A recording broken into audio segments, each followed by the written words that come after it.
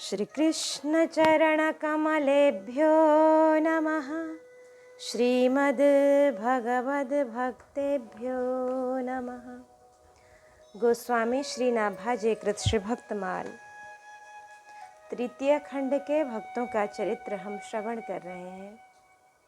अभी श्री भक्त श्री नरसिंह जी का चरित्र हम श्रवण कर रहे थे। आज भी जो शेष चरित्र है उसका श्रवण करेंगे।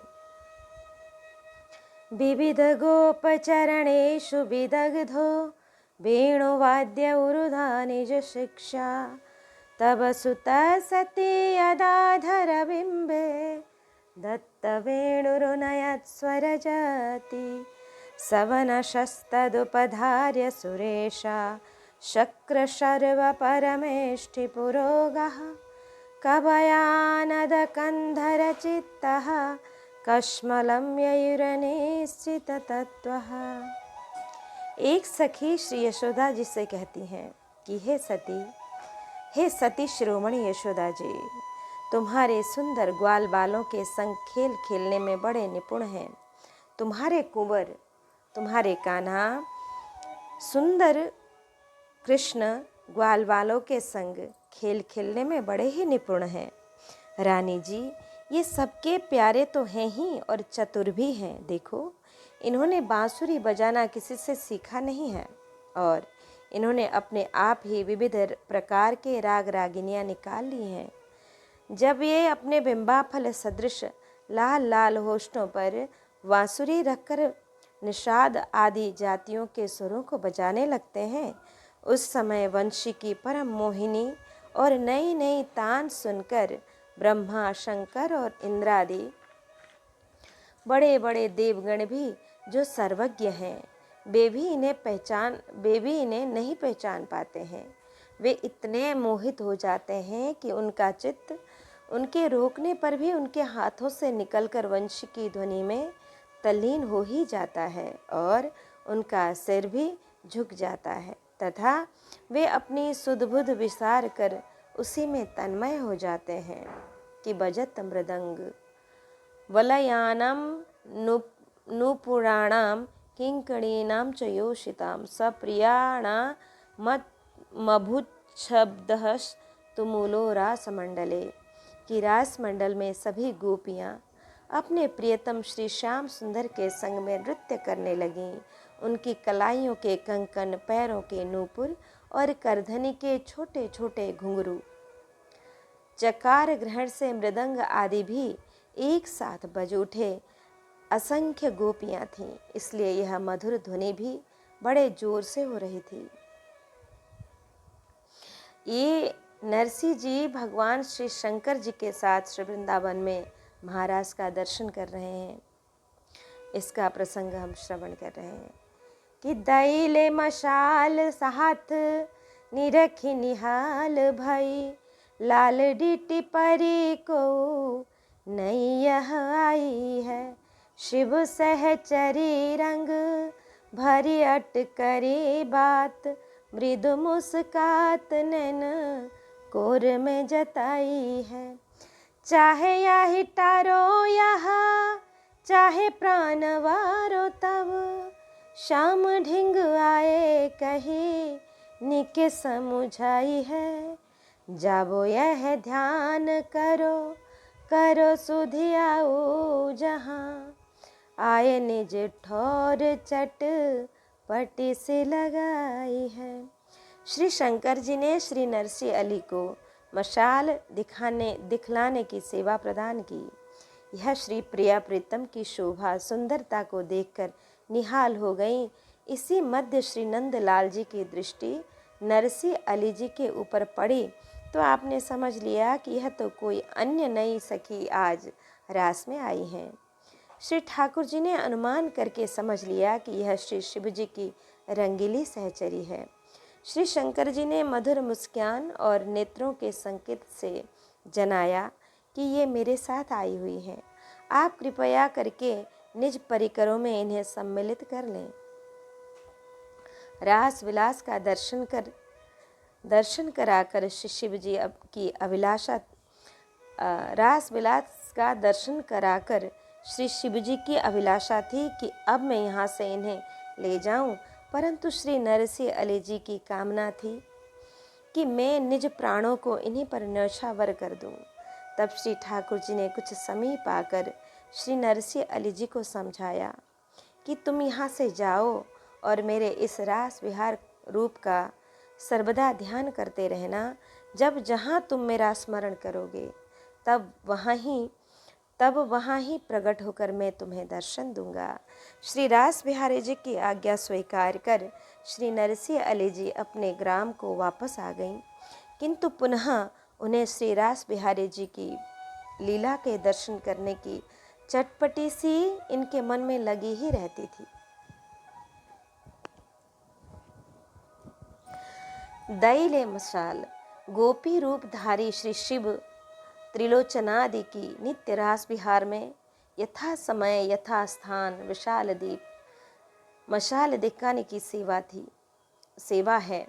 आपके यूथ की अन्य सहचरियां भी दीप सेवा करती हैं, अतः श्री नरसिंह अली जी को भी मशाल दिखलाने की सेवा श्री त्रिलोचन जी ने प्रदान की। प्रायः श्रुत प्रिया मोदय कर्णपूरैस् यस्मिन् निमग्न मनसस्तमथाक्षि रन्ध्रैः अन्तः प्रवेश्य सुचिरं परिरम्भ्यतापं प्राज्ञं यथाभिमतयो विजहुर्नरेन्द्रः।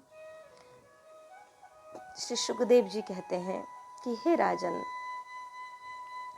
यज्ञ पत्नियों ने अब तक अपने प्रियतम श्री श्याम सुंदर के गुण और लीलाएं निज कानों से सुनकर निज मन को उन्हीं के प्रेम रंग में रंग डाला था और उसी में सराबोर कर दिया था। अब नेत्रों के मार्ग से उन्हें अंतरंग में ले जाकर बहुत देर तक वे मन ही मन उनका आलिंगन करती रहीं और इस प्रकार से उन्होंने निज हृदय की ज्वलन को शांत किया।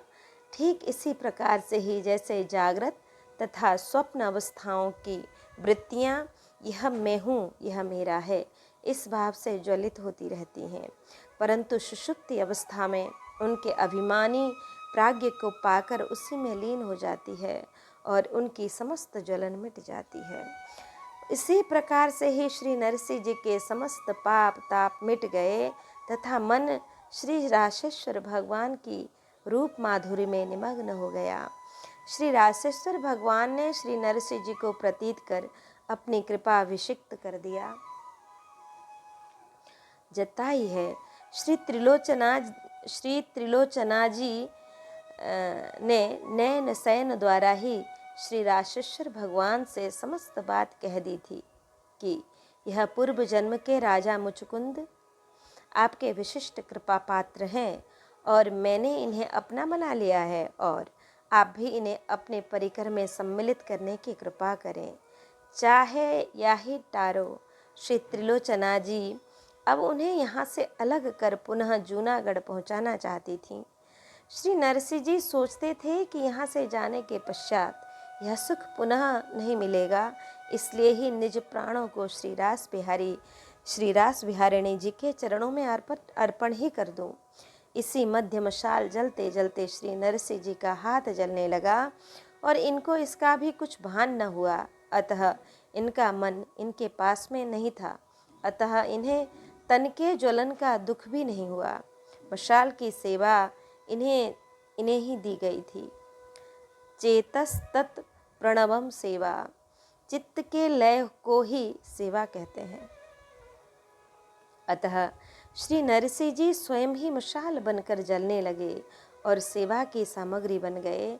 जैसे मशाल में तेल घृत की चिकनाई रहती है, वैसे ही इनमें स्नेह था, उसी से ही जल रहे थे। प्रसिद्ध है कि स्नेह व जलते निशम, कि स्नेह रखने वाला सर्वदा ही जलता रहता है और वह स्वयं जलकर प्रकाश फैलाता रहता है। जैसे कि स्नेह घृत यह पोषक तथा प्रकाशक होता है। श्री नरसिंह जी ने अपने स्नेह से परिकरों में तथा रास मंडल में एक प्रकार का प्रकाश फैला दिया। सहसा सभी परिकरों की कृपा इनकी ओर उमड़ पड़ी और दंपति श्री रासेश्वर इनके निकट आ गए। प्रेम पीताम्बर आप यूं श्री हरि रिझिया, कृष्ण जी ताल बहाता। श्री नरसिंह वाक्य है ये कि प्रेमे पीताम्बर आप यूं श्री हरि रिझिया, कृष्ण जी ताल बहाता। श्री कृष्ण जी ने अपना पीताम्बर तथा मयूर पक्ष दे दिया और श्री जी ने भी अपनी प्रसादी माला दी और श्री ललिता जी ने अपनी करताल तथा श्री तुलसी जी की माला एवं तिलक से विभूषित करके श्री नरसिंह जी के कान में कुछ सुना दिया। श्री त्रिलोचना जी ने अपनी बात श्री नरसिंह जी से कही कि अब चलो जूनागढ़ चले। यह सुनकर श्री नरसिंह जी अनिच्छा से स्तब्ध हो गए। तब श्री ठाकुर जी ने अपना वरद हस्त इनके सिर पर रखकर नीके समुझाई है। श्रवणात् दर्शनात् ध्यानान् मयि भावोऽनुकीर्तनत् न तथा सन्निकर्षेण प्रतियात ततो गृहान। प्रिय नरसी, मेरी लीला और गुणों के श्रवण से तथा रूप के दर्शन से एवं उन सभी भक्त जनों के कीर्तन तथा ध्यान से मेरे प्रति जैसे अनन्य प्रेम की प्राप्ति होती है, उसी प्रकार के प्रेम की प्राप्ति सदा निकट रहने से नहीं होती है और वियोग से प्रेम परिपक्व होता है। इतने पर भी श्री नरसिंह जी का मन यहाँ से जाने का नहीं करता था। अतः श्री ठाकुर जी ने कहा कि जब तुम मेरे दर्शनों की अभिलाषा करोगे तो मैं उसी समय तुम्हारे निकट आ जाऊंगा और अब मैं तुम्हें भक्ति प्रचारार्थ धराधाम पर भेज रहा हूँ। अब तुम अपने नेत्रों को बंद कर लो, तो इससे भी उत्तम सुख मैं तुम्हें दिखाऊंगा। श्री नरसिंह जी ने अपने नेत्र बंद कर लिए और क्षण भर पश्चात खोले तो श्री नरसिंह जी क्या देखते हैं कि मैं उसी जंगल तथा उसी शिव मंदिर पर ही हूँ और यहाँ अनेक संत जन भी श्री हरि संकीर्तन कर रहे हैं। चटपटी सी सहसा उस दिव्य देश तथा दृश्य के ओझल हो जाने से श्री नरसिंह जी की दशा इस प्रकार से हो गई कि जैसे कि जल के बिना मछली छटपटाती रहती है और अश्रुपात करते हुए कहने लगे, हा नाथ रमण श्रेष्ठ क्वासि क्वासि महाभुज, हा नाथ रमण श्रेष्ठ क्वासि क्वासि महाभुज, दास्यास्ते कृपणायामे सखे दर्शन सन्निधिम। हा नाथ, हा रमण, हा प्रेष्ठ, हा महाभुज, आप कहाँ हैं? मेरे प्रिय, मैं आपकी दीनहीन दासी हूँ। शीघ्र ही मुझे अपने सानिध्य का अनुभव कराइए, मुझे दर्शन दीजिए। दर्शनों की उत्कंठा से विलाप करते हुए श्री श्याम सुंदर जी ने तत्क्षण प्रकट होकर अपनी झांकी के दर्शन प्रदान किए तथा आश्वासन देकर पुनः अंतर्ध्यान हो गए। श्री नरसिंह जी को उपस्थित संत जनों के संकीर्तन दर्शनों से भी मन में संतोष हुआ और विचारने लगे कि मैं कहीं स्वप्न तो नहीं देख रहा हूँ। सहसा अपने शरीर एवं वेशभूषा की ओर ध्यान गया तो पीताम्बर, माला तथा भूख प्यास एवं दुर्बलता का अभाव देखकर स्वप्न का भ्रम दूर हो गया। श्री नरसिंह जी विचारने लगे कि श्री ठाकुर जी ने सत्य ही कहा था कि मैं तुम्हें उत्तम सुख दिखाऊंगा, इसलिए ही मुझे संत संसर्ग और कीर्तन की उत्तमता श्री प्रभु ने बताई है। अतः मैं इन्हीं का ही जीवन पर्यंत आश्रय लेकर रहूंगा। श्री नरसिंह जी बार बार निज मन को समझाते, किंतु इन्हें श्री प्रभु जी के दर्शनों का वियोग हृदय में दुख देता हुआ ध्यान के रूप में परिवर्तित होकर श्री नरसिंह जी को प्रसन्न कर देता और द्वितीय क्षण ही श्री नरसिंह जी कहने लगते, हाय उस छलिया ने तो मुझको भी छल लिया। यहाँ पर उपस्थित संत जनों ने श्री नरसिंह जी की व्यथा का कारण पूछा तो श्री नरसिंह जी ने कहा कि देव ओ दानव दो छले बलिहु को छल्यो कहे बाबन जाते, आने छल्यो सिगरो ब्रजरी पुनि, ऐसे छली नहीं और हैं याते, हूँ छली मधुरे मधुरे अब जाने परे न किशोर की घाते, मोहि घरी क जिबाओ चहो तो कहो कि न बाचित चोर की बातें। बहुत देर तक सत्संग कीर्तन होता रहा। श्री नरसिंह जी ने सरोवर में स्नान तथा श्री शिवजी का मंदिर का मंदिर में पूजन किया और अन्य उपस्थित संत जन रमते राम थे, सो उन्होंने जूनागढ़ की ओर प्रस्थान किया। उन्हीं संत जनों के आग्रह से श्री नरसिंह जी भी अपने ग्राम को चले आए। श्री नरसिंह जी ने विचार किया कि चलो अपने भाई भौजाई का दर्शन तो कर लें। उन्होंने मेरे साथ में महान उपकार किया है। यदि वह मुझको घर से नहीं निकालती तो मुझको भगवान के दर्शन नहीं होते। श्री नरसिंह जी ने घर पहुंचकर अपनी भाभी तथा भाई साहब को सादर प्रणाम किया। इनकी वेशभूषा को देखकर दोनों ही आग बबूले हो गए। आपके भाई ने कहा कि अरे, तू भीख मंगे का वेश बनाकर यहाँ पर क्यों आया है?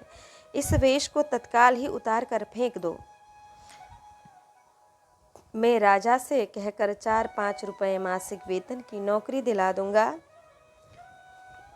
तो आराम से तेरा जीवन कट जाएगा, नहीं तो भूखों मरेगा और इधर उधर से भिक्षा मांगकर मेरी तथा नागर जाति की कीर्ति को कलंकित करेगा। श्री नरसिंह जी ने कहा कि भाई साहब जी, आप पिता तुल्य बड़े भाई हैं। आपकी आज्ञा को स्वीकारना मेरा परम कर्तव्य है, परंतु यह वेश तथा करताल तो भगवान ने दिए हैं, इन्हें मैं त्यागने में असमर्थ हूँ। आपके बड़े भाई वंशीधर ने कहा कि नरसिंह, तुम यह मूर्खता छोड़ दो, नहीं तो तुम्हें पछताना पड़ेगा और इसमें मेरी भी नाक कट जाएगी। श्री नरसिंह जी को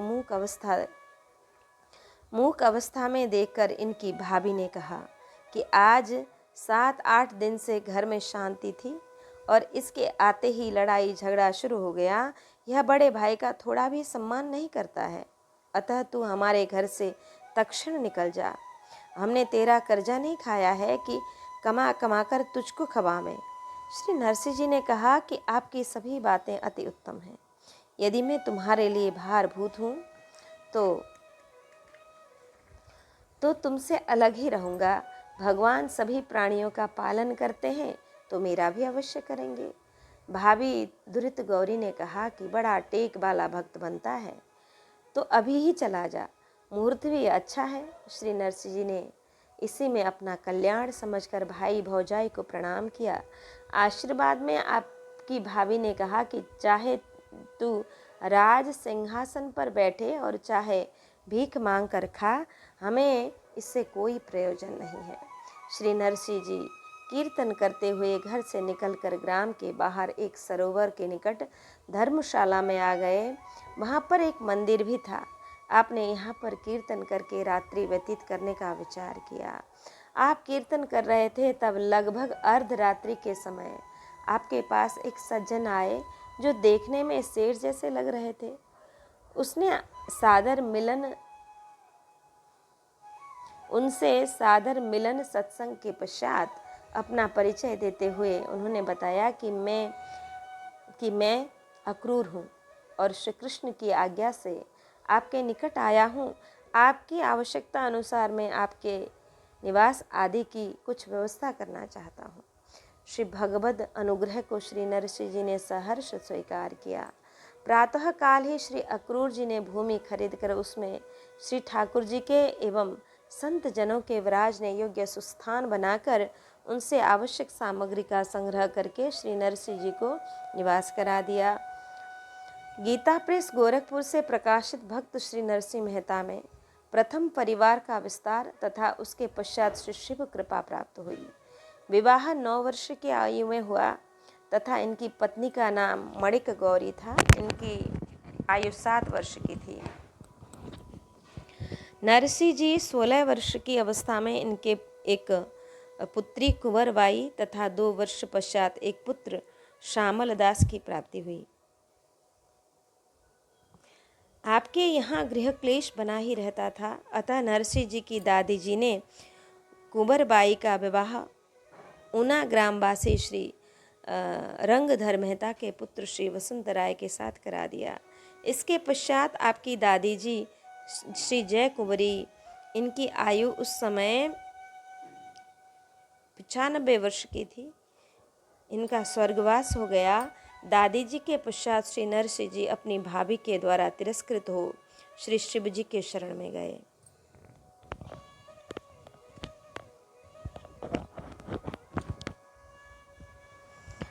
कीनी ठोर न्यारी विप्र सुता भई नारी एक, सुत उभे बारी जग भक्ति विस्तारी है। आबे बहु संत सुख देत हैं अनंत गुण, गावत रिझावत ओ सेवा विधि धारी है। जीति द्विज जाति दुख भयो अति गात मान्यो, बड़े उत्पात दोष करे न विचारी है। ये तो रूप सागर में नागर मगन महा, सके कहा करी चौह और गिरिधारी है। श्री शिव जी की कृपा से श्री नरसिंह जी को भगवान श्री रास बिहारी जी का दर्शन तथा उनका प्रेम प्राप्त कर आप अपने ही ग्राम में आकर वापस आकर अलग अपना स्थान बनवाकर उसमें निवास करते हुए भजन करने लगे। कुछ दिन पश्चात एक ब्राह्मण की पुत्री मणिक गौरी से श्री नरसिंह जी का विवाह हो गया और इनसे 2 पुत्रियां तथा 1 पुत्र उत्पन्न हुआ। श्री नरसिंह जी ने गृहस्थाश्रम में रहते हुए भी जगत में श्री हरिभक्ति का प्रचुर प्रचार प्रसार किया। आपके यहाँ पर बहुत से संत महात्माओं का नित्य ही आवागमन बना रहता था। आप संत जनों की सद्भाव पूर्वक सेवा करके उन्हें अपार सुख प्रदान करते थे। आप नित्य प्रति श्री हरिनाम संकीर्तन तथा लीलाओं का गुणगान करते हुए भक्त भगवंत को प्रसन्न करते थे। आप श्री ठाकुर जी को नवीन गृह में पधराकर उनकी नित्य नियम पूर्वक वैष्णव विधि के अनुसार सेवा पूजा करने लगे। श्री नरसिंह जी के इस प्रकार के पवित्र आचरणों से इनकी प्रसिद्धि प्रतिदिन बढ़ती ही गई।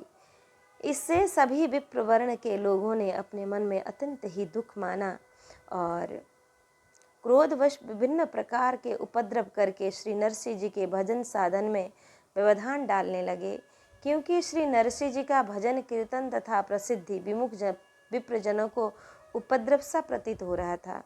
वे लोग अपने मन में किंचित मात्र भी विचार नहीं कर रहे थे कि श्री नरसिंह जी तो भक्त हैं। इधर परम विवेकवान श्री नरसिंह जी भगवान श्री श्याम सुंदर के रूप माधुरी के सागर में निरंतर निमग्न रहते थे। दुष्टजन इनके साथ दुष्टता करके भी भला इनका क्या अहित कर सकते थे, क्योंकि श्री नरसिंह जी की चारों ओर से रक्षा करने वाले भगवान श्री गिरिधारी जी ही थे।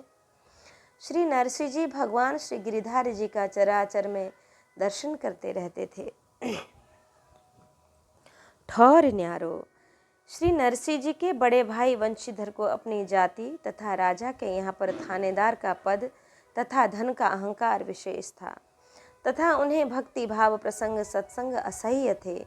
अतः यहाँ पर श्री नरसिंह जी ने भजन में बाधा समझकर अलग आश्रम बनवा लिया, क्योंकि विमुख जनों के संसर्ग का त्याग करना ही सर्वश्रेष्ठ उचित है। वरम हुत वह ज्वाला पिंजरांतब व्यवस्थिति न शौरी चिंता विमुख जन संवास वैशसम कि अग्नि की ज्वाला से युक्त पिंजड़े के भीतर रहना कल्याणप्रद है, परंतु श्री भगवद चिंतन से विमुख जो प्राणी हैं उनके संसर्ग में रहना श्रेष्ठतम नहीं। श्री नरसिंह जी की 2 पुत्रियां कुंवर सेना रतन सेना नाम की थीं। मुख्य उद्देश्य के अनुसार आपने भक्ति विस्तारी है कि आप निरंतर भक्ति के प्रचार प्रसार में ही मग्न रहते थे। श्री नरसिंह जी अपनी भक्तिमय आचरणों से प्रचार करते थे, न कि एकमात्र उपदेश के द्वारा ही। जो जन भक्ति का प्रचार करके उसे पुष्ट करते हैं उनके हृदय में अचला भक्ति का निवास स्थल होता है। आवे बहु संत जादिन संत पाहुने आवत तीरथ कोटि स्नान किए फल जैसे दर्शन पावत नेह नयो दिन दिन उनके चरण कमल चित लावत मन बच क्रम और नहीं जानत सुमिरत और सुमिरावत मिथ्यावाद उपाधि रहती वह बिमल जस गावत बंधन कर्म कठिन जे पहले शोक काटि बहावत संगति रहे साधु की अनुदिन भव दुख दूरी नशावत सूरदास या जन्म मरण ते तुरत परम गति पावत। प्रेमी जनों को निज प्रेमस्पद के गुण गायन करने में परमानंद की प्राप्ति होती है तथा वियोगजन्य दुख भी सुख रूप में परिवर्तित हो जाता है तथा इनके गुण गायन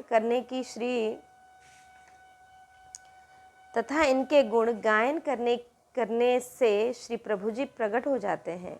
पुनः पुलिनमागत्य कालिंद्या कृष्ण भावना समवेत जगुः कृष्णम तदा गमन कांक्षितः।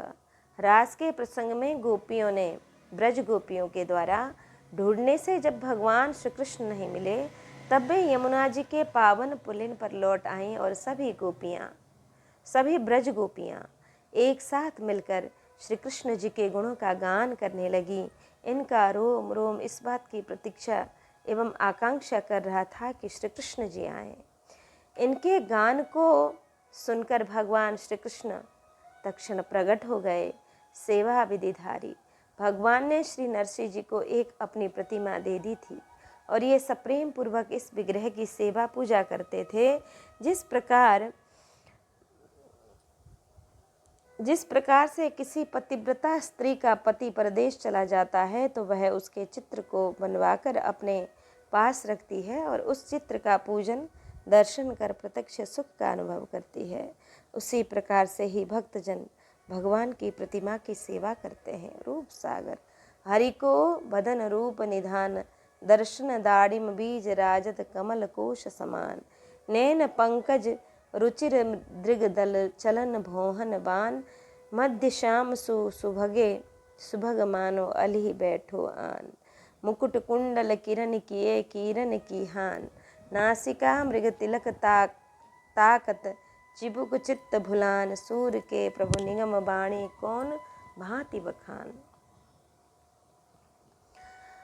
द्विज जीती द्विज जाति श्री नरसिंह जी के यहाँ पर निरंतर साधुओं का समूह तथा कीर्तन की धूमधाम देखकर श्री नरसिंह जी के जाति के नागर ब्राह्मण लोग इनसे द्वेष करने लगे।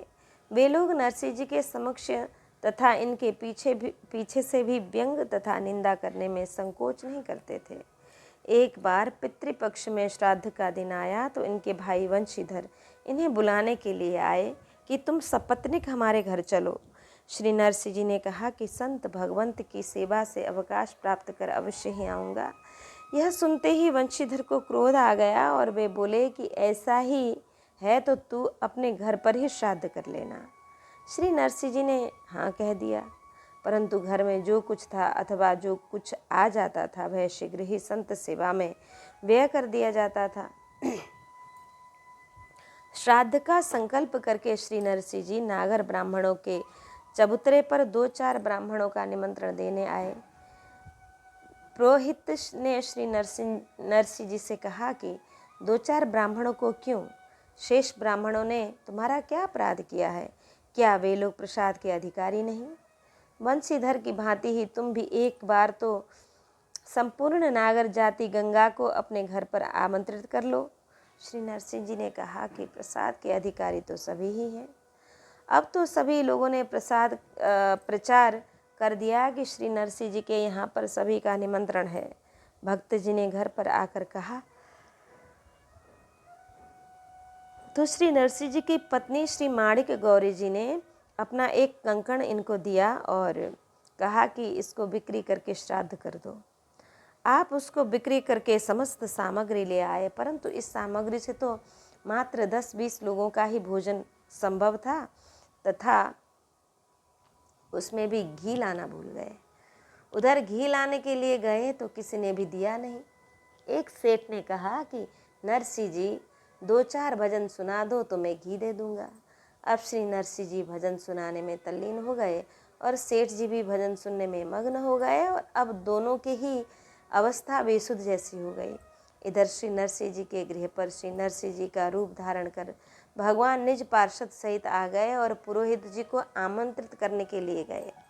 श्री नरसिंह जी के यहाँ पर अल्प मात्रा में दक्षिणा प्राप्त होने की आशंका से श्री पुरोहित ने इनके यहाँ पर न आकर वंशीधर के यहाँ पर चले गए कि नीतिकार ने कहा है कि ज्ञान वृद्धास्तपो वृद्धा वयो वृद्धास्तथा परे ते सर्वे धन वृद्धस्य द्वारि तिष्ठन्ति किम करा।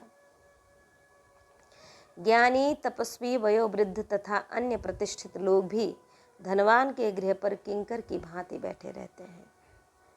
तब श्री प्रभु जी ने एक गरीब ब्राह्मण से श्राद्ध करवाया और उसे दक्षिणा में 51 मोहरें भी दी। ग्राम के समस्त हजारों ब्राह्मणों को भोजन तथा दान देकर संतुष्ट करने के पश्चात भगवान स्वयं भोजन करके अंतर्ध्यान हो गए। अब श्री नरसिंह जी थोड़ा सा घृत लेकर वापस अपने घर आए तो इन्होंने देखा कि माणिक गौरी भोजन कर रही हैं। श्री नरसिंह जी के पूछने पर इनकी पत्नी ने कहा कि आपने ही तो समस्त कार्य किया और प्रसाद भी ग्रहण किया। यह सुनकर श्री नरसिंह जी भगवान का भगवत प्रसाद का अनुभव, भगवत कृपा का अनुभव कर प्रेम विभोर हो गए तथा अपनी पत्नी की प्रशंसा करते हुए प्रसाद भी ग्रहण किया तथा अन्य सभी लोगों ने भी भोज भंडारे की अत्यंत प्रशंसा की। क्यों नहीं करते? ठाकुर जी ने जो किया था। कहा करे रस खान को दुष्ट लवार, जो पति राखन हार है माखन चाखन हार। भक्त नरसिंह मेहता गीता प्रेस के अनुसार नरसिंह जी की पत्नी का देहांत हो चुका था। सारंग धर नामक ग्राम के मुखिया ने 11वें तथा 12वें दिन समस्त ब्राह्मणों को भोजन कराने का दुराग्रह किया। श्री नरसिंह जी ने कहा कि मुझको तो संत सेवा से ही अवकाश नहीं है, लेकिन उस मुखिया ने हठ पूर्वक श्री नरसिंह जी से संपूर्ण 700 नागर गोत्रीय ब्राह्मणों के घरों के समस्त लोगों को भोजन कराने के लिए इनसे वचनबद्धता करवा ली। श्री नरसिंह जी के पास कुछ भी भोजन सामग्री नहीं थी। प्रतिदिन आय व्यय बराबर हो जाता था। इसी अवसर पर श्री भगवत प्रेरणा से हुंडी के रुपए आए और उसने अपने साधु ब्राह्मणों को बृहद भंडारा करा दिया तथा श्री सावल शाह के नाम हुंडी लिख दी।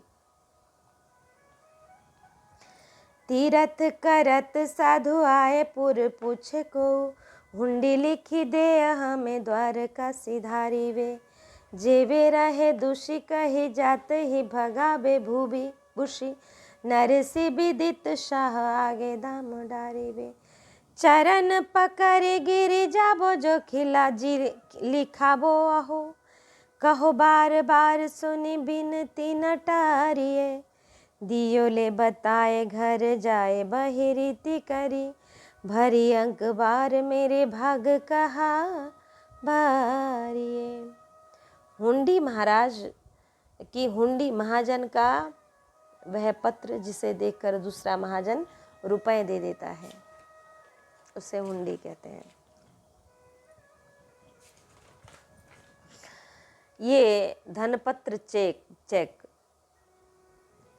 की भावार्थ यह है कि एक बार की बात है कि तीर्थ यात्रा करते हुए कुछ साधु संत जूनागढ़ आए और बाजार में आकर पूछने लगे कि यहाँ पर कोई ऐसे महाजन हैं जो कि हमें हुंडी लिख दें, क्योंकि हमें द्वारका जी के लिए जाना है।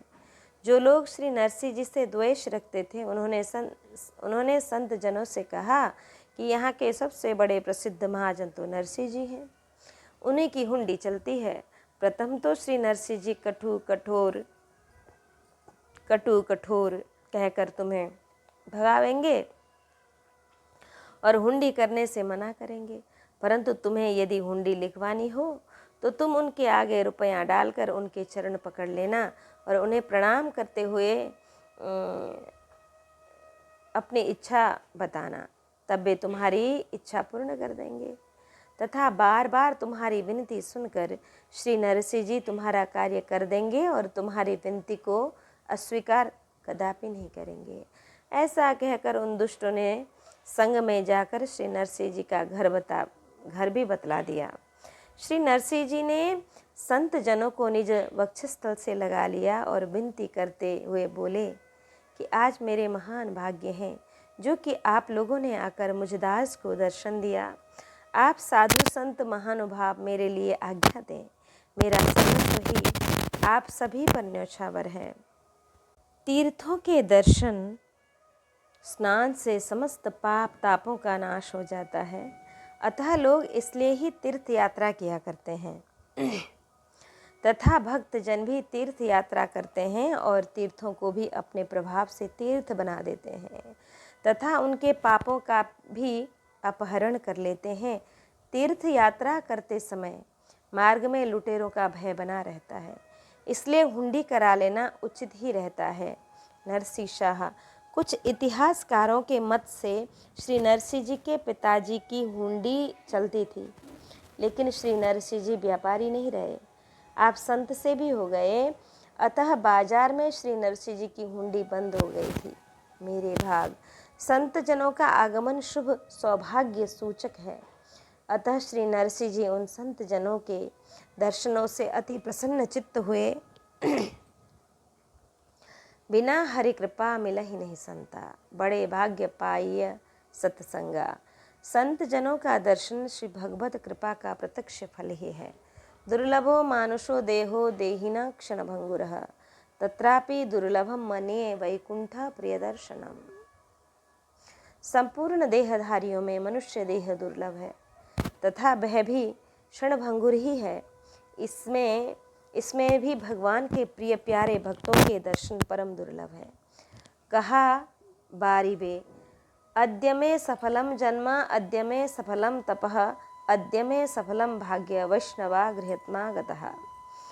आज वैष्णव मेरे गृह पर पधारे, अतः आज मेरा जन्म, मेरी तपस्या, मेरा भाग्य सफल हो गया।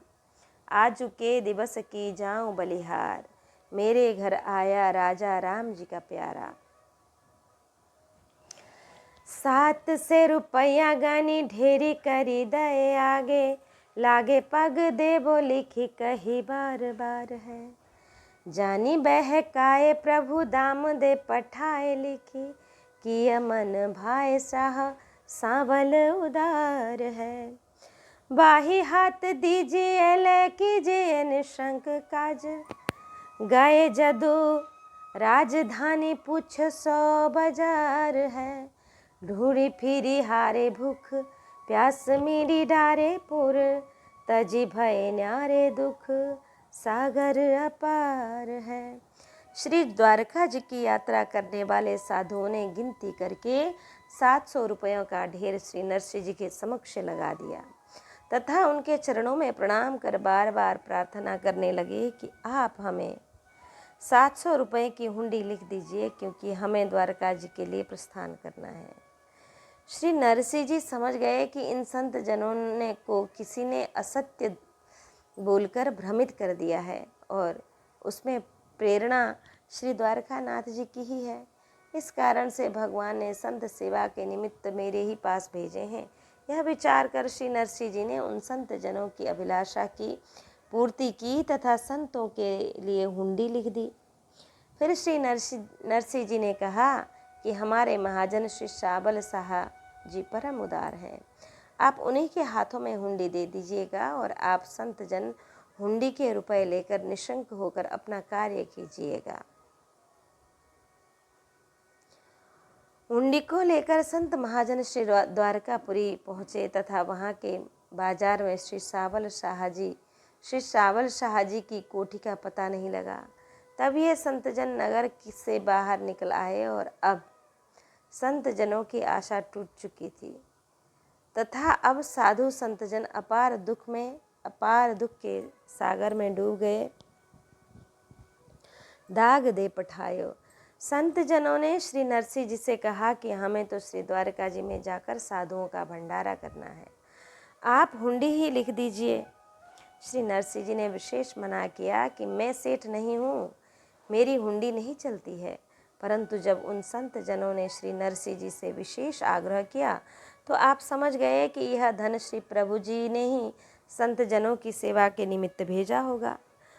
लोकोक्ति भी है, आवत लक्ष्मी टटा न दीजे, ताते कछु उपकार ही कीजिए। संतों को मना करने पर दुख ही होगा, अर्थात रुपए ले लेना ही उत्तम है। फिर श्री नरसिंह जी ने हुंडी लिखने पर विचार किया तो ध्यान आया कि सेठ साहूकार हुंडी की यह रीति है कि सबसे प्रथम में यहाँ से वहाँ के लिए बीजक पत्र जाता है, तब वह सेठ, साहूकार तथा दुकानदार हुंडी को स्वीकार कर रुपए दे देता है। श्री नरसिंह जी बोले कि मैं भी उसी रीति को अपनाऊंगा तथा इस धन से संत जनों की सेवा कर दूंगा, तो यह धन श्री ठाकुर जी के खजाने में ही जमा समझा जाएगा और मेरे द्वारा लिखी हुई हुंडी का रुपया श्री शावल शाह जी अवश्य ही भुगतान कर देंगे। संत जनों को भोजन ग्रहण कर देने से वह रुपए भगवान के कोष में किस प्रकार से जमा हो जाते हैं, इस पर एक दृष्टांत है पटना के सेठ जी का कि पटना के सेठ जी का पटना नगर में एक भक्त सेठ जी रहते थे। एक बार एक सज्जन ब्राह्मण ने पटना से श्री जगन्नाथपुरी की यात्रा करने का मन विचार बना लिया। सेठ जी को ज्ञात हुआ तो उन्होंने उन ब्राह्मण देव को बुलाकर उनको 100 रुपये दिए और कहा कि महाराज, आप इन रुपयों को श्री जगन्नाथ भगवान को अर्पण कर देना। पंडित जी ने सेठ जी से 100 रुपये लेकर श्री जगन्नाथ धाम की यात्रा प्रारंभ कर दी। अब पंडित जी धीरे धीरे प्रतिदिन पदयात्रा करते हुए चले तथा सायंकाल को जहाँ पर भी ठहरते वहाँ पर जो भी संतजन इन्हें मिलते उनकी सेवा सेठ जी के रुपए से ही करा देते थे। पंडित जी वैष्णव भक्त थे तथा संत सेवा की महिमा जानते थे। यात्रा पूर्ण होते होते पंडित जी ने 100 रुपये में 98 रुपये मार्ग में ही संत सेवा के निमित्त व्यय कर दिए। शेष 2 रुपये श्री जगन्नाथ भगवान को सेठ जी की ओर से भेंट कर दिए। अब पंडित जी श्री जगन्नाथ धाम का दर्शन करके पटना वापस आ गए। श्री जगन्नाथ भगवान ने रात्रि में सेठ जी को स्वप्न दिया कि पंडित जी के द्वारा जो तुमने 100 रुपये भेजे थे उनमें से हमें 98 रुपये प्राप्त हो चुके हैं। सेठ जी ने विचार किया कि 2 रुपये किसी अन्य कार्य में पंडित जी ने व्यय कर दिए होंगे।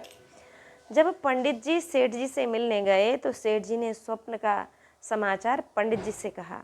उस समाचार को सुनकर पंडित जी श्री प्रभु जी के भक्त वात्सल्य पर न्यौछावर हो गए तथा पंडित जी ने समस्त वृत्तांत स्पष्ट रूपेण बता दिया।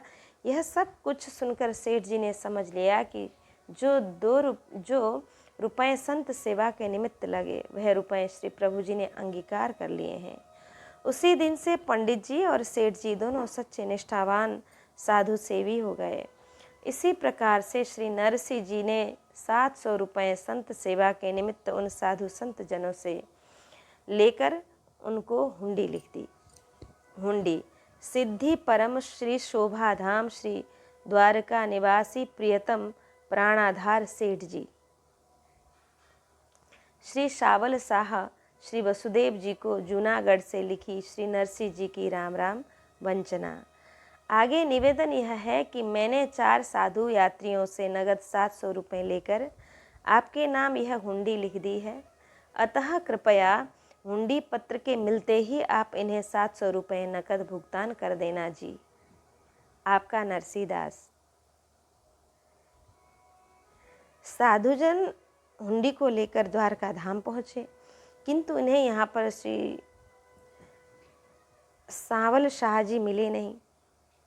फिर हारे। इन 4 साधुओं को भगवान ने इधर उधर भटकाया। इससे यह सिद्ध हुआ कि सहज में श्री भगवत प्राप्ति नहीं होती है। भगवान को कुछ कष्ट उठाकर प्राप्त करना पड़ता है। जब वह प्राणी इन्हें कष्ट उठाकर ढूंढकर परास्त तथा अभिमान रहित हो जाता है, तभी श्री प्रभु जी उन जीवों पर कृपा करके दर्शन प्रदान करते हैं। शाह को स्वरूप करी कांधे थैली धरी कौन,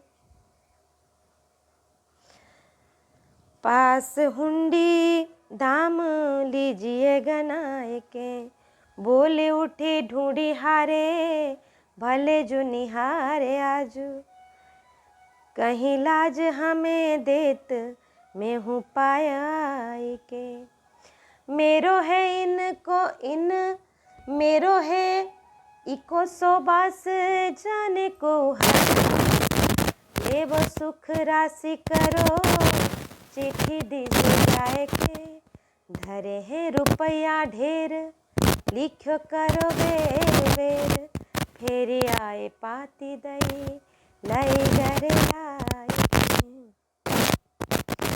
संत जनों को व्यथित देखकर श्री नरसिंह जी की हुंडी चुकाने के लिए स्वयं श्री द्वारकाधीश भगवान सेठ जी का रूप धारण कर निज कंधे पर रुपए की थैली रखकर उन संत जनों के निकट पधारे और बोले कि श्री नरसिंह जी की हुंडी किसके पास में है? जिनके पास में हो वह आकर हमसे अपने रुपए गिन ले। संत जनों ने कहा कि अजीत सेठ जी, आप अच्छे आए, नहीं तो हम सभी आपको बाजार में ढूंढते ढूंढते थकित हो गए थे, किंतु आप नहीं मिल पाए। शावल शाह जी बोले, संत जनों, आपको रुपए देने में इतना विलंब हुआ जिससे हमें भी संकोच हो रहा है। विलंब का कारण यह है कि मैं बाजार में नहीं मिलता हूँ। मेरा निवास एकांत स्थल में है और इस बात को कोई कोई भगवान के भक्त ही जानते हैं। आप अपने रुपए यह लीजिए और अपना कार्य कीजिए। यह कहकर भगवान ने साधुओं से हुंडी लेकर रुपए अदा कर दिए तथा उनके उत्तर में चिट्ठी लिखी कि मेरे पास में रुपए की कमी नहीं है, आप इस प्रकार से बार बार हुंडी लिखकर भेज दिया करें। संतजन श्री द्वारकापुरी का दर्शन करके वापस आ गए और श्री नरसिंह जी को श्री सावल शाह की लिखी हुई चिट्ठी भेंट की। इस चिट्ठी को प्राप्त कर श्री नरसिंह जी प्रेमानंद सागर में निमग्न होकर संत जनों को निज कंठ से लगा लिया कि आए कांधे थैली धरी।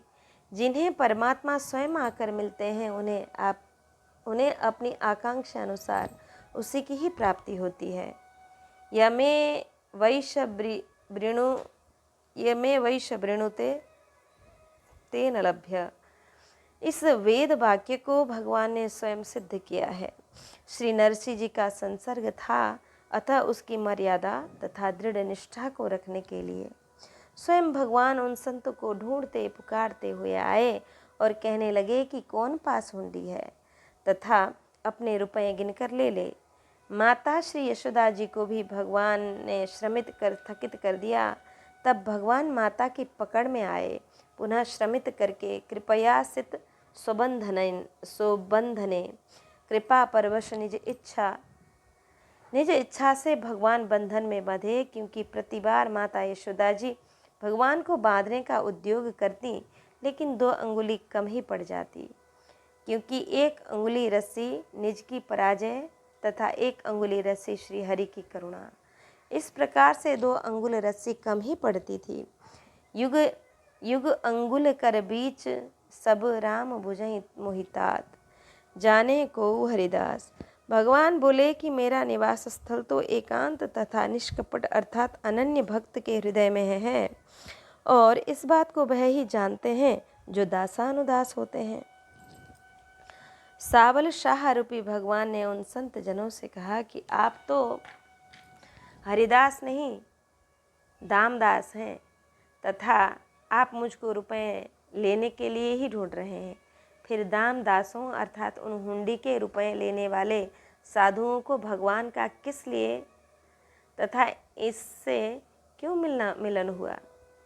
इन साधुओं का भक्त पर श्री नरसिंह जी के संसर्ग मात्र से ही श्री प्रभु जी से मिलन संभव हो पाया। न रोध यतिमाम योगो, कि जैसे कि सत्संग के प्रभाव से ही दैत्य खग मृग आदि ने मुझको प्राप्त किया। सावल शाह स्वरूप वर्णन। माथे पे लपेटी राखी अटपटी पाग मोटी, खुली खुली जात चोटी फहरती न्यारी है। खिसकी परी एडी न लो धोती जात, घिसियती अंग रखी घोर घार वारी है।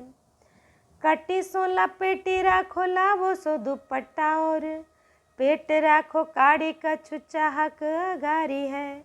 कान पे कलम बही बगल दबाए शाह, कांधे धरी दम से सुथलियानी डारी है।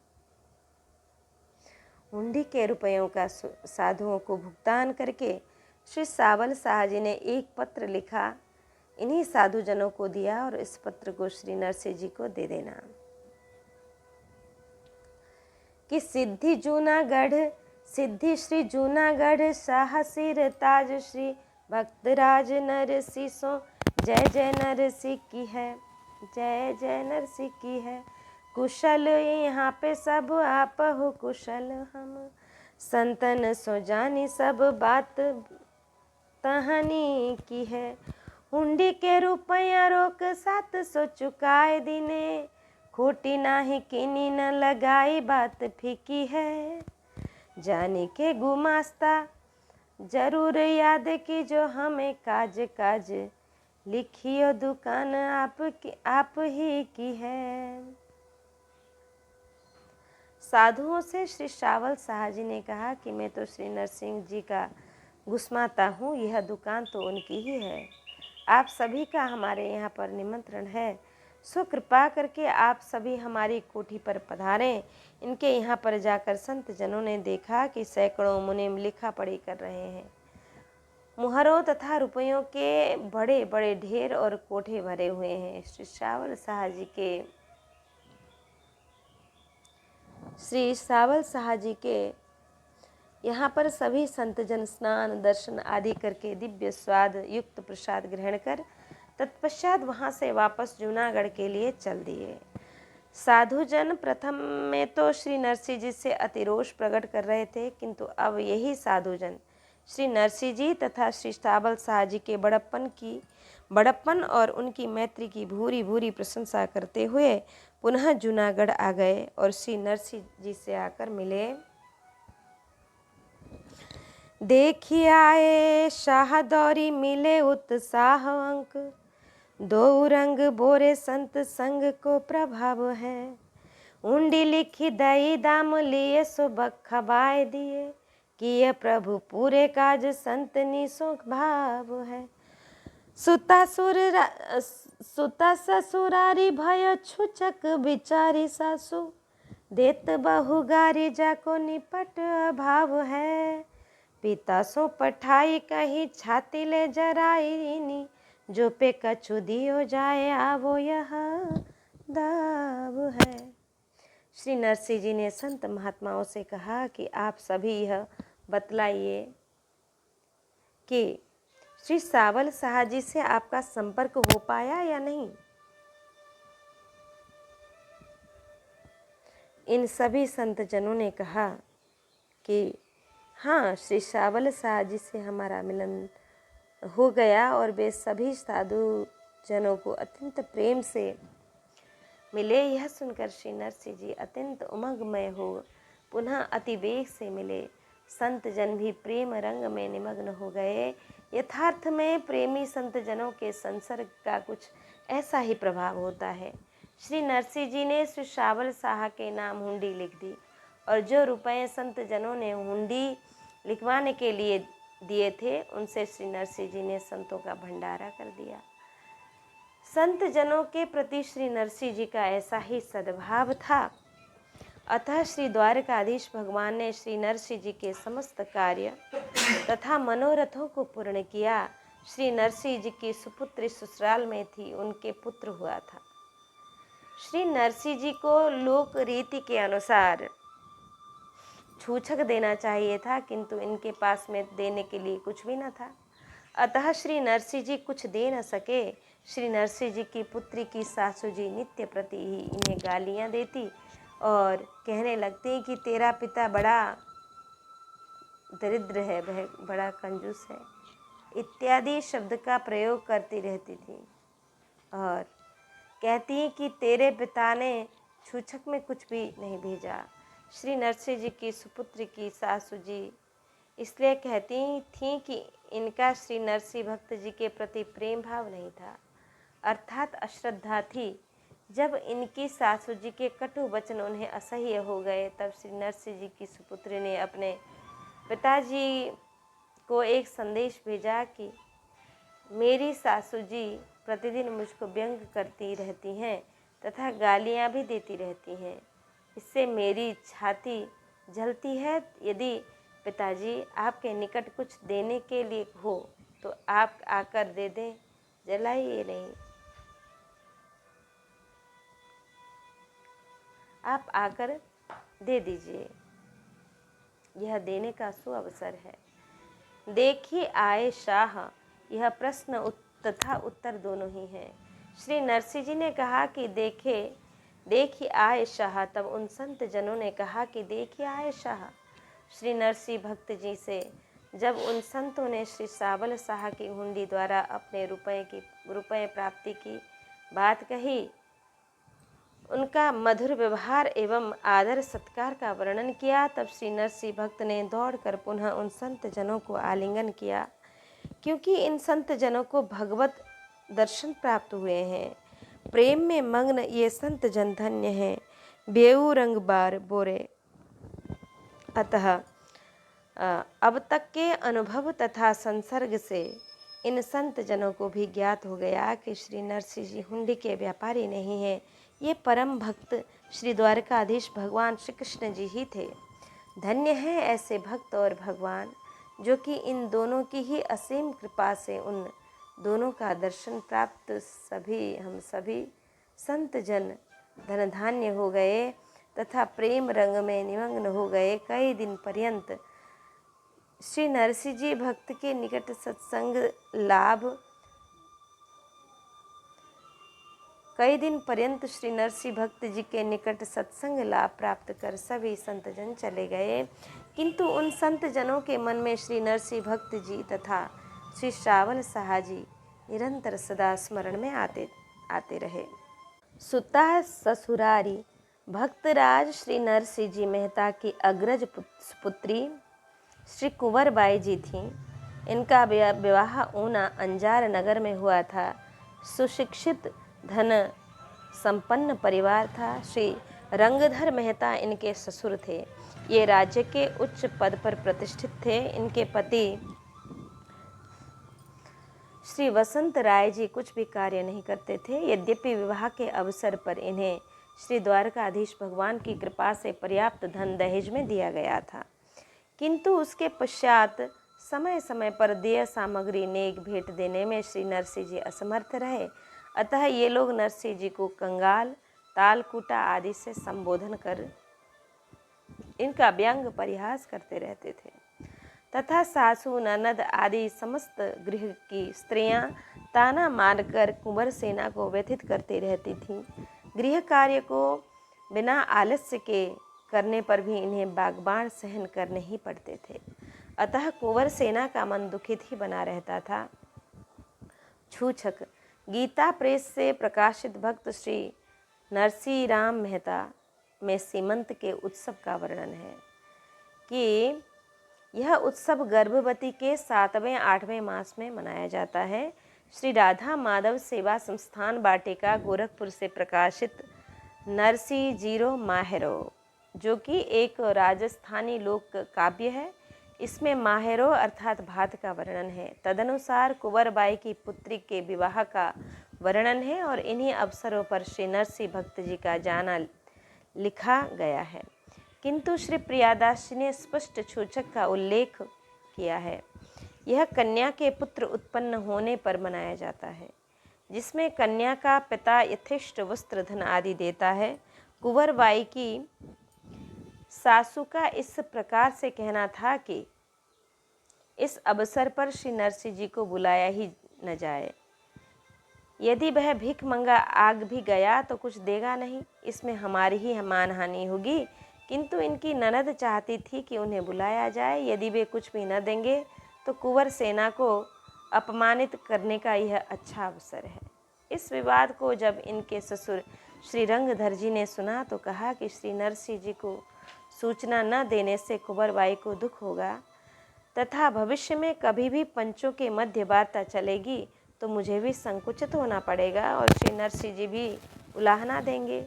अतः श्री गंगाधर जी ने अपने पुरोहित जी को बुलाया और पत्रिका लिख दी कि परम स्नेही भक्तराज श्री नरसिंह मेहता जी, सप्रेम जय श्री कृष्ण। माघ शुक्ल सप्तमी रविवार को छूछक का उत्सव है। आप इष्ट मित्र सब परिवार पधार कर समय की शोभा बढ़ाएं। उभयत कुशल करता श्री द्वारकाधीश भगवान है। आपका रंगधर मेहता श्री नरसिंह जी की पुत्री ने भी मौखिक संदेश भेजा। श्री पुरोहित जी ने इस पत्र को लेकर श्री नरसिंह भक्त जी के ग्राम को आए। ग्रामीण लोगों से श्री नरसिंह जी का घर पूछा तो उन्होंने कहा कि सामने चले जाओ, द्वार पर रखे कुठीले में बड़े बड़े तिलक लगे हुए हैं, वहाँ पर कीर्तन हो रहा है। पुरोहित जी पहुँचे और उन्होंने श्री नरसिंह जी को पत्र दिया और कहा कि आपकी पुत्री कुंवर सेना ने कहा है कि यह देने का अवसर है, जो कुछ दे सको सो दे जाना, क्योंकि अवसर पर नहीं चूकना चाहिए। अवसर कोड़ी जो चुके बहुरी दिए का लाभ, दुईजन चंदा देखिए का देखे भरी पाक। संत जनों ने समझा कि कहीं से सेठ जी भोजन का निमंत्रण लेकर आए हैं। संत जन अत्यंत ही उत्सुकता से पूछने लगे। कीर्तन समाप्त होने के पश्चात समस्त भेद श्री नरसिंह जी ने बताया कि ये देने वाले सेठ जी नहीं हैं, ये तो लेने वाले पुरोहित पंडित राज जी हैं।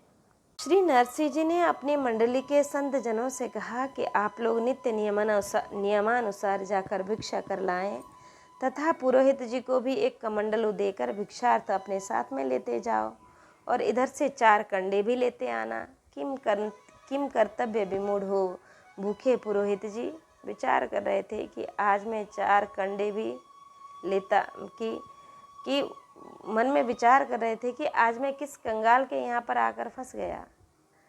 तभी श्री ठाकुर जी ने संकेत किया कि आज सभी यहाँ पर ही प्रसाद ग्रहण करेंगे। पुरोहित जी ने मधुर प्रिय मिष्ठानों को अति स्वादिष्ट रूप से तथा अति मात्रा में खा लिया, जिससे बदहजमी होने का कारण श्री नरसिंह जी को चूर्ण देकर उनके प्राणों की रक्षा करनी पड़ी। श्री नरसिंह जी ने पुरोहित को सादर सम्मानित कर उनकी विदाई की और पुरोहित जी के द्वारा दी गई पवित्र श्री ठाकुर जी के सन्मुख पत्रिका ने कि पुरोहित ने जो पत्रिका दी थी उस पत्र को श्री ठाकुर जी के सन्मुख उनके सामने रख दिया। पुनः श्री नरसिंह जी निज मन में विचार करने लगे कि मेरा तो लौकिक व्यवहार से कोई प्रयोजन है नहीं, श्री प्रभु जी जैसे कहेंगे वैसे ही करूँगा, कि मेरा तो लौकिक व्यवहारों से कोई प्रयोजन है नहीं, श्री प्रभु जी जैसे कहेंगे वैसे करूँगा। भगवान ने श्री नरसिंह जी से कहा कि कुंवर बाई जी ने आशा लगा रखी है, इसलिए तुम भक्तराज जी अवश्य ही छूछक लेकर जाओ। इस प्रकार श्री नरसिंह जी का चरित्र आज यहाँ विश्राम करें, फिर कल आगे का प्रसंग श्रवण करेंगे। जय जय श्री राम।